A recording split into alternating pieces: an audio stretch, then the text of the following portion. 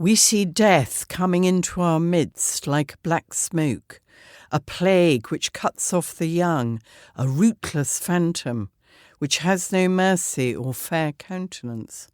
It is seething, terrible, wherever it may come, a head that gives pain and causes a loud cry, a burden carried under the arms, a painful, angry knob, a lump.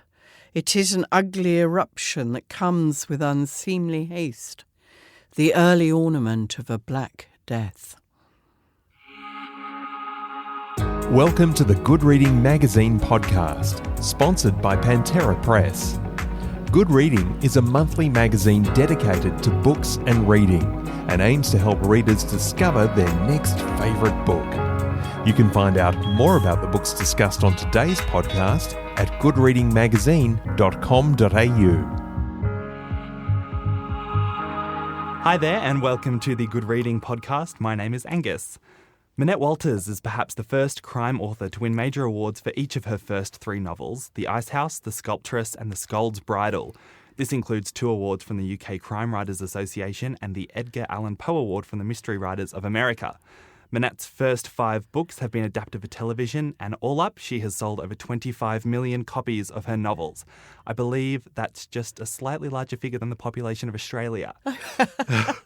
Well, thank you, Australia, for buying my books. One for every citizen. Yes. In 2007, Minette published her 14th book, a thriller novel called The Chameleon's Shadow. It would be her last full-length novel for a decade. But in 2017, Minette returned to the shelves with a new historical fiction series based in 14th century feudal England, just as a mysterious and devastating disease that turns the blood of its victims black begins to ravage the country. While Minette has now moved away from the crime genre she made her name in, her latest novels, The Last Hours and The Turn of Midnight, definitely have a far higher body count than any of her previous books. Minette, it's fantastic to have you here. Thank you for joining us. Angus, it's great to be here. So let me just apologise quickly. I do have a bit of a head cold. I mean, I guess it's an appropriate interview to have a head cold in. So Have you got the head cold? Or have I got the head cold? No, me. I'm not apologising for you. I think I've got a bit of one as well. Oh, great. Hopefully we don't end up in a plague pit. We'll both sound nasal together. Yes, we'll end up in a plague pit together, Angus. Great. What a romantic end. Yes. Okay, so before we get into all of that plague stuff, I wanted to ask you about some of the things that happened as you were on your way to becoming one of the world's most successful crime novelists. So is it true that we have the Brothers Grimm to thank for your career in crime? You do, and I was asked by somebody else today, what was my favourite book as a child? And I said Grimm's fairy stories. I loved them because they both terrified me but satisfied me. And the terror came from the darkness, because they are very dark, some of Grimm's fairy stories. But they always had satisfying endings. So wicked stepmothers always got their comeuppance and bad kings got theirs. So I think that was clearly a very early indication that I had a liking both for the dark side and probably for justice as well. Yes, they're certainly darker than the Disney iterations, aren't they? Yes. Did you have a favourite Brothers Grimm story? Oh, gosh. Well, I really did like them all. I think, Sleeping Beauty, no, not Sleeping Beauty, Snow White and the Seven Dwarfs. That, if you read it, in the original, that is very, very dark and far darker than, as you say, Disney's version of it.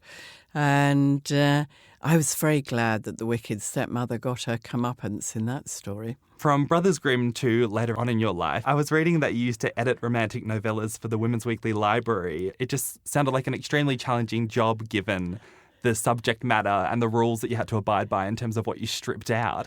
How did you manage to, edit and write these novellas with no naughty bits, no strong drink, not even a kiss till the last page? I was like, how the hell do you write a romance novel with none of this? I know. The extraordinary thing is you truly were not allowed to have the couple kissing.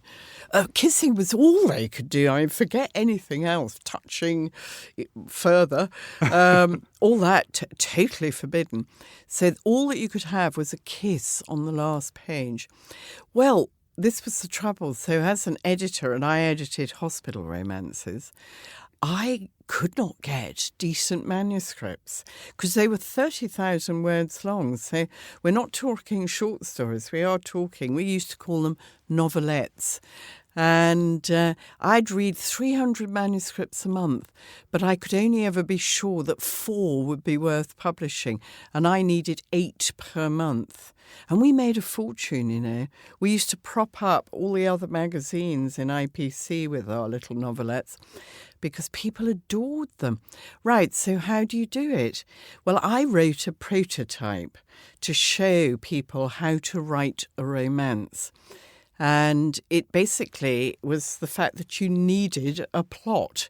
You couldn't assume that just by putting 2 people together to have an interminably long conversation, that somehow constituted an exciting, readable, gripping romance.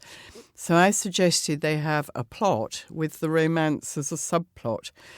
And a colleague of mine read the prototype, and he said, honestly, you should publish this. It's so much better than anything else that you're publishing. So I actually did go to my overall publisher because, you know, we all had to report up, and showed it to him, didn't tell him I had written it. I said, do you think this is the sort of thing we should be publishing? And he read it and he said, good Lord, yes, he said. Where did you find this person? Who is it? I said, well, that is the problem. It is me. And he then he said I could write them as long as I passed them through his office, because I was the commissioning editor as well as every other sort of editor. So I ended up writing 38 of them, all under pseudonyms. But it was such excellent training because it meant I was writing, but I was also editing. So I was an editor and a writer. And my colleagues used to edit mine, and I edited the manuscripts that came in. But it was extraordinary how then people sort of realised how you could write romances. And so the standard went up. And we pulled in an enormous amount of money for IPC magazines and supported magazines like Nova, which was a very avant-garde feminist mag in the 70s. And they could never have supported themselves. And I was used to really pleased about that I was supporting this great avant-garde feminist magazine by writing romances. Yeah, so if these romance novelettes were so lucrative, when you struck out to write a book with your name on it, why crime? Well, because I continued, I was being commissioned. I left the day job, stopped being an editor, and I was commissioned by other magazines. I used to write lots of stories. And because I had so many pseudonyms, a magazine could publish 2 of my stories under different names. And that was great and very, very lucrative, as you say. But then I had children. I got married, had children. And goodness me, the row they made. Nobody told me babies cried as much as these 2 did. And so I just stopped writing. And so I've done this twice in my career. I stopped for the time that it took for my youngest son to get to school age. And when the day came and he was at school and I literally had a clear day in front of me, I thought, I'm going to try what I'd always wanted to do, write a crime novel. And I started the Ice House that day. And that led to a wonderful career in crime writing. But then I took another break, and that was through sheer exhaustion, really. And I just I said, I need a year off. And it stretched a bit. And once I'd put a bit of distance, just as by putting distance between myself and romantic fiction, I turned to crime. Just by putting a little bit of distance between myself and crime fiction, I thought to myself, do I want to go back to writing psychological thrillers, which I adore writing, I have to say, or do I want to try something else? And I had this story bubbling away for rather a long time about the Black Death. I wanted to write a story of really exploration, because it's a great adventure story as well as everything else. But I wanted to write about the endurance of the human spirit, human survival against terrible odds. And this lent itself, and I love historical fiction anyway. So I decided I'll try a different genre and go for historical fiction. Fantastic. So that's kind of forming the story in my mind. There's like three eras of Minette Walters, each sort of split by a hiatus. We had the romantic novelettes, crime, and now historical fiction, which began when you sort of took a stroll through the area in which you live. Can you tell me about that? Yes, and it was when we bought our house in Dorset, my husband and I, and one of the first things we were told was that there was a plague pit on our land, because a part of our land surrounds a 12th century church, which is the only building left from sort of way back. And the plague pit is like a mass grave, essentially. It's a mass grave, and it's somewhere in the mounds. So there are mounds all around the church, which are delineate where the medieval settlement was. And the plague pit is somewhere under those mounds. But it's a very historic site, so it's become a scheduled monument. So no one's allowed to dig on it or anything. We can't even put up fences or anything like that because you cannot disturb the ground. But I have dogs, and so I often walk around that field and over the mounds. And it's really difficult to walk on history and be so aware that that's what you're doing, and know that that little settlement, which you can still see the remains of, that everybody died within probably 3 weeks of the pestilence entering England, because it came in about 4 miles as the crow flies from where we live. So it must have been one of the first villages to just die out completely. And there are no names were recorded. There was no one left to make the record. And so I became so aware that these poor people had died unknown, unloved, unremembered, forgotten. And I suppose in a sort of romantic way, I rather wanted to try and give them names, but I wanted them to survive. So I wrote The Last Hours as a record of unknown people, but these will survive. What would it have been like to die of the Black Death? Oh, it really was a hideous death. For the your ghoulish listeners, you can actually look up on the internet and see photographs of modern-day sufferers of the bubonic plague, because it still exists. In parts of America, it's carried by squirrels, fleas on squirrels, and in parts of Africa, it still recurs. And the National Geographic have got a site on the internet where they show pictures and talk about it, but it's no longer a killer in the sense that antibiotics cures it quite easily. But of course, pre-antibiotics, you didn't have a hope. But what you do see are pictures of the buboes, which came on the neck, under the arms, in the groin, and those first, and this is also described, by the modern day sufferers, terrible itching from flea bites. And then within a day or so, the buboes start to grow, and they were hideous. They grew to the size of apples, huge, huge buboes. And then maybe the next day you'd develop them elsewhere. They always seem to have come in the lymph nodes. And finally you'd develop boils all over your chest, and your blood would turn black. So you'd have a black arm, for example, which is why it was called the Black Death. And then you died. It was a very, very painful death, very painful. Yes, I'm going to stop complaining about my head cold. So you've actually said that to write these books, as part of your research, you consulted the testimonies of Holocaust survivors. How were they useful to you? Well, I suppose what it was is I was trying to put myself into the position.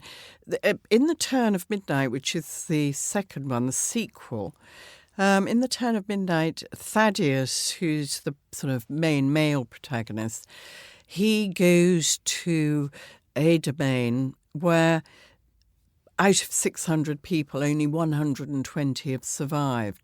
So virtually everybody has lost their families. Very few whole families have survived. And I thought, how do you understand the anguish of people who've literally watched their families die in great pain? And it seemed to me the obvious thing was to read the testimonies of Holocaust survivors, because that, of course, is what happened to them. They were the only people left out of their entire family. And it's humbling to read those testimonies because the pain they feel, and also they don't know why they were left alive, why they survived. And I wanted to get all those feelings into the few who survive and the anguish they felt at watching their families, particularly their children, die. Yeah, and it was just kind of luck of the draw if your immune system, could fend this thing off. I mean, the death toll was just extraordinary. I was reading that I think it took the entire world 200 years to bounce back to what the population was before this pandemic, the Black Death. It's Absolutely. just extraordinary. Well, if you think that in Europe they reckon 200 million people died in 2 years, and that's the thing you have to remember. This was so fast. And in the British Isles, they reckon 50% of the population died in 2 years, because that's the length of time it took to get from Dorset right up to the top of Scotland, and over to Ireland and cover the whole of Ireland. So absolutely catastrophic. But it does have, as all great disasters do, it did have a silver lining. And that was that with so many of the serfs dead, because they couldn't flee from it, they had to stand and confront it because they were bound by oath to stay on their lord's land. And if they tried to abscond, that was a death sentence. So very much like slavery in Southern America, exactly the same situation. And so you have to understand that because the serfs were tied to the land, and they were tied to the land by virtue of the fact that they'd given oaths to their lord to remain on the land, that meant that was the highest death rate in that population, in the serf population, was the highest death rate. So in many cases, every serf on a domain died, and there was nobody left to work the land. And so the irony of it all was that once the pestilence passed, lords had to start paying people to come and work their land. And it was absolutely the end of serfdom. And it was the beginning of sort of progressive labour movements. I mean, obviously it took a long time, but the mere fact that a man could be paid for his work instead of, as a slave, giving his work in return for just a strip of land to feed his family, that was revolutionary. Yeah, well, you really get a sense from reading, even in the first few pages of The Last Hours, how horrible this system was for so many people. And it seems, you've spoken about the sort of central male character, but the other central character is, of course, Lady Anne, and she seems, even from the first few pages, so compassionate and full of logic, which is a rarity, it seems, among the upper classes, most of who seem to be whipping serfs for no reason and getting drunk, priests included. So, I think priests often got drunk. Yeah. So you've said that Lady Anne wasn't based on any particular historical figure, but is there a chance someone like her could have existed in 14th century England? Well, I'm very certain somebody like her could have existed, because in the 12th century you had Eleanor of Aquitaine, who was an amazing queen, who was men gave her their respect. They followed her without question. She was very, very good at, if you like, manipulating men and getting them to admire her. Very intelligent woman. And she ruled very well. And so clearly an educated woman who was in a position of power could function extremely well. And as I say, she was 12th century.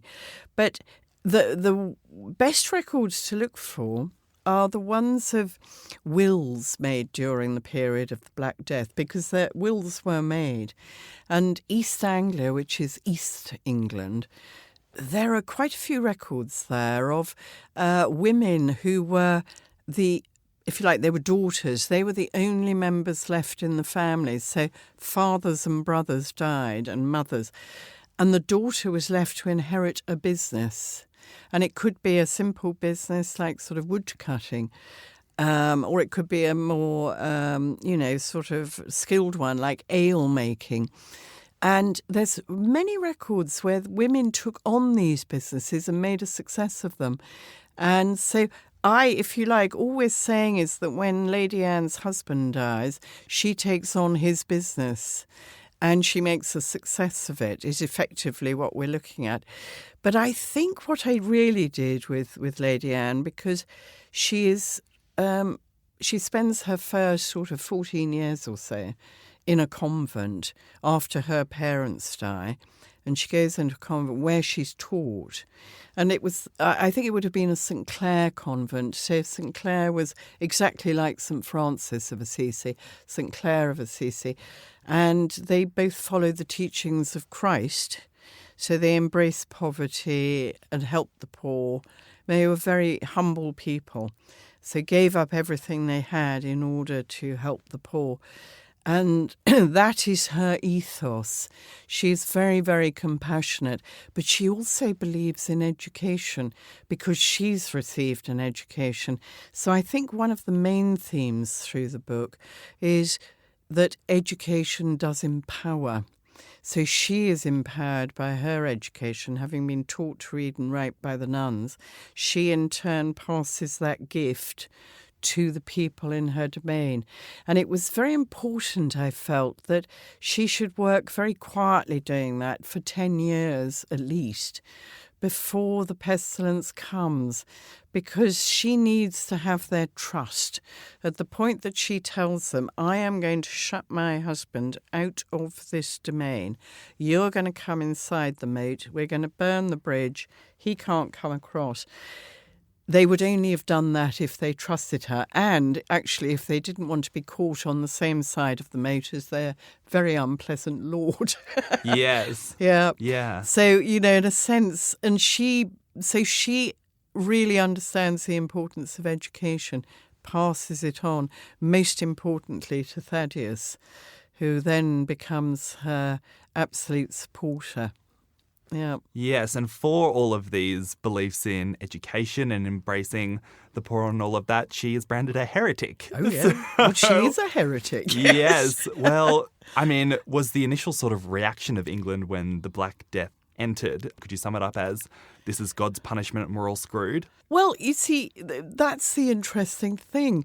I mean, yes, but you see, if you think it's a punishment by God and you're told by the church, you must make confession every day and accept absolution, and you must lead good and wonderful lives.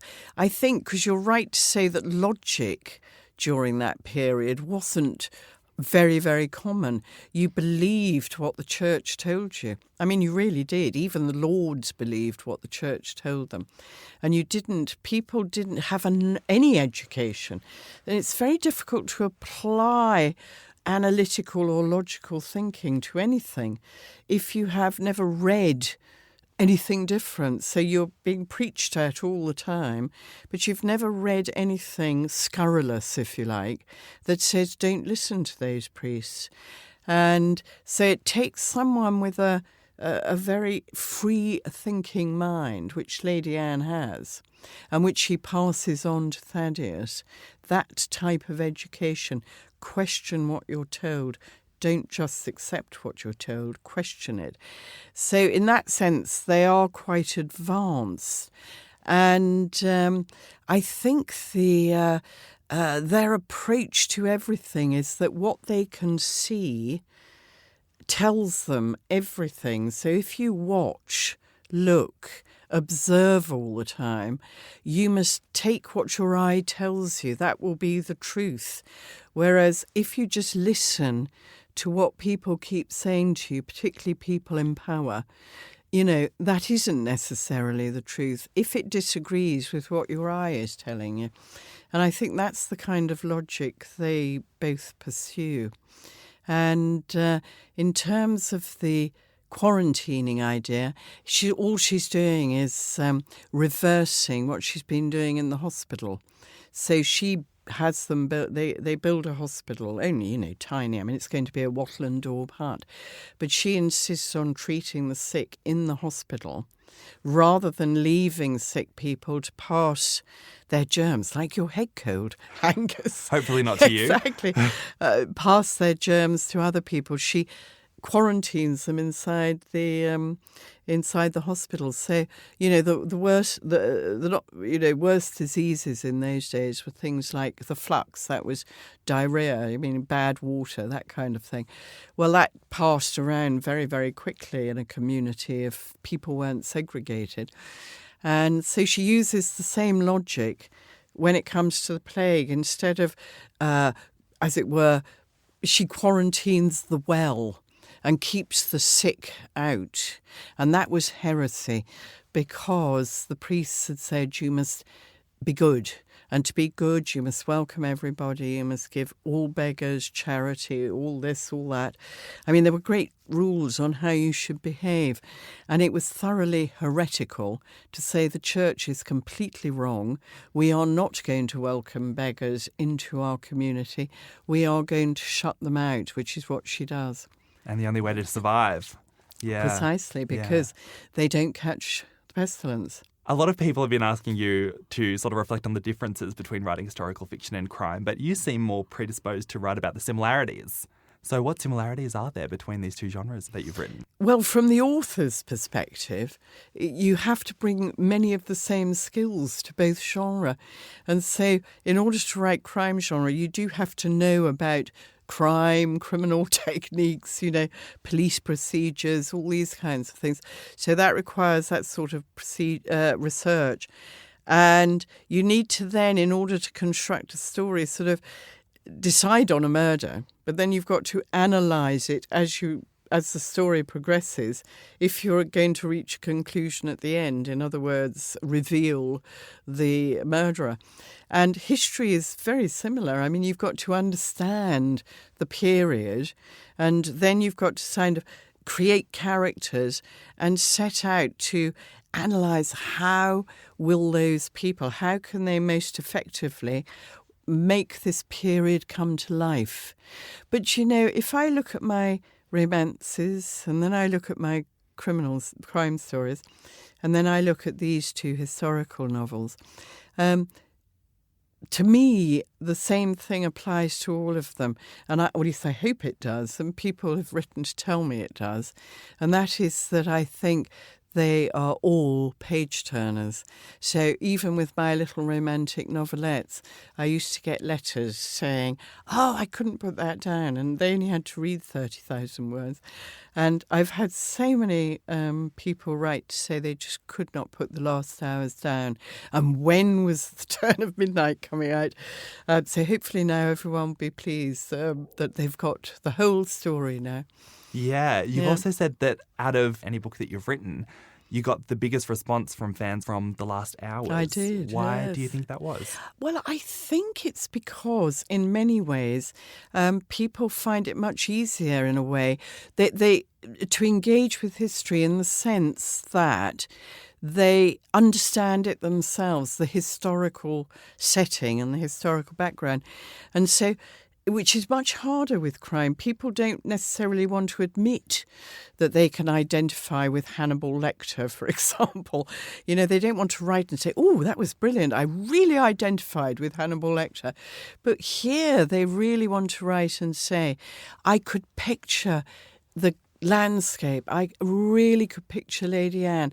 I love the fact that blah, blah, blah. And I think people who enjoy historical fiction are also much more keen to engage because they feel they have enough knowledge to engage with me. Whereas readers of crime fiction perhaps don't feel they have the same knowledge about crime as crime writers have. And therefore it's harder for them to engage.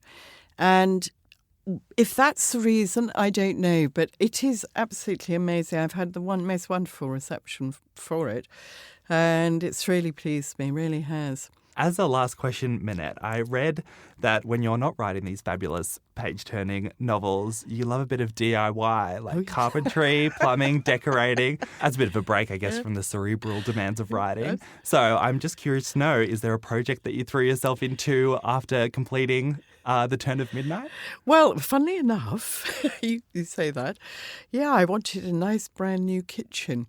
And I really was going to do it all myself. But the trouble is our kitchen is very, very big. And one of my sons was down staying with his family. And he went, "Mother, you can't do that all yourself." I said, "Yes, but I enjoy it." Anyway, he did persuade me to call in a firm. But I was in there helping, because I couldn't bear to watch them, particularly when they were pulling down some wallpaper on the walls. I say, "Oh, come on, do let me have a go." I love pulling off wallpaper. So I became bosom buddies with the blokes who did my kitchen. They did a fantastic job, and they loved me because I kept helping them. I love that. A woman of many talents. That's awesome.